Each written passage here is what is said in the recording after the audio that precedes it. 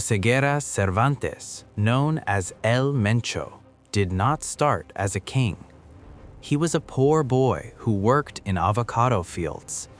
He moved to the US to sell drugs, went to prison, and was sent back to Mexico. He was quiet, but he was hungry for power. For a decade, he was a ghost.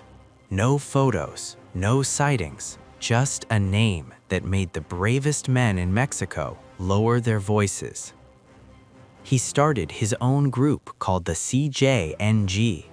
He didn't just want to sell drugs, he wanted to run his group like an army. His men wore uniforms and carried heavy machine guns. El Mencho didn't just want a seat at the table, he wanted to burn the table and build a throne from the ashes.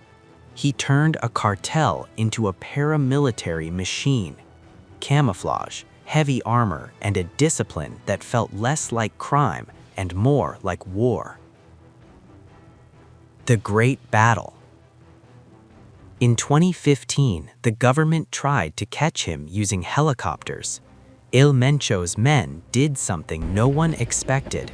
They used a rocket to shoot a military helicopter out of the sky. That day, the world realized he was not just a criminal.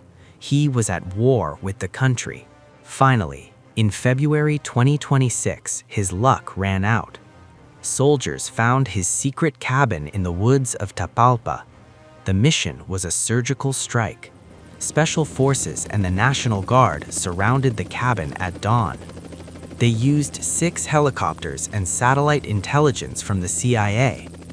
Like the Bin Laden raid, it was a high-risk, high-reward mission into the heart of enemy territory.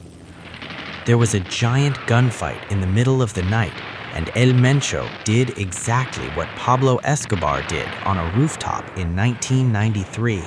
He tried to escape. Across a roof, El Mencho fled into the thick undergrowth of the forest. In both cases, they didn't get far. El Mencho was cornered in the woods and critically wounded in a final gunfight. He was captured alive, but his injuries were too severe. He died on the way while being transported.